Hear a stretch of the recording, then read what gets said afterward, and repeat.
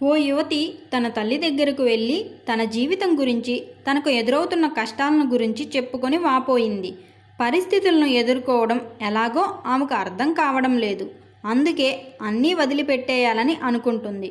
పరిస్థితులతో పోరాడి పోరాడి అలసిపోయిందామె. ఒక సమస్య పరిష్కారం అయ్యేసరికి ఇంకో సమస్య వచ్చి పడుతుంది. తల్లి కూతుర్ని వంటింట్లోకి తీసుకువెళ్ళింది.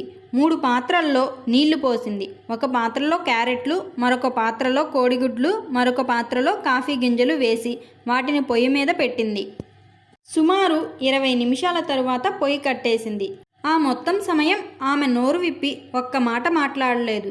తరువాత వాటన్నింటినీ వేరువేరు గిన్నెల్లోకి మార్చేసింది.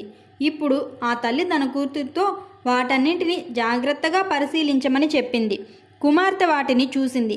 క్యారెట్లు మెత్తగా ఉడికాయి. కోడిగుడ్డు పెంకు పగలగొట్టి చూస్తే లోపల పదార్థమంతా ఉడికి ఉంది. కాఫీ గింజలు నీటిని డికాషన్గా మార్చేశాయి. సరే అమ్మా, ఇంతకీ నువ్వు చెప్పదలుచుకుందేంటి? తల్లి ఇలా వివరించింది.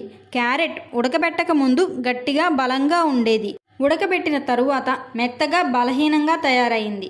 కోడిగుడ్డు ముందు బయట గట్టిగాను లోపల ద్రవంగాను ఉండేది.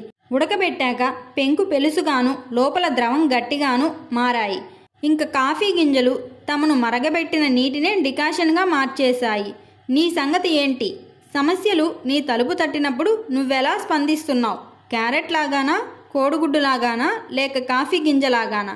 నువ్వే ఆలోచించుకో. క్యారెట్ లాగా మామూలు సమయాల్లో దృఢంగా ఉండి వేడి తగలగానే, అంటే సమస్య రాగానే మెత్తబడిపోతున్నావా?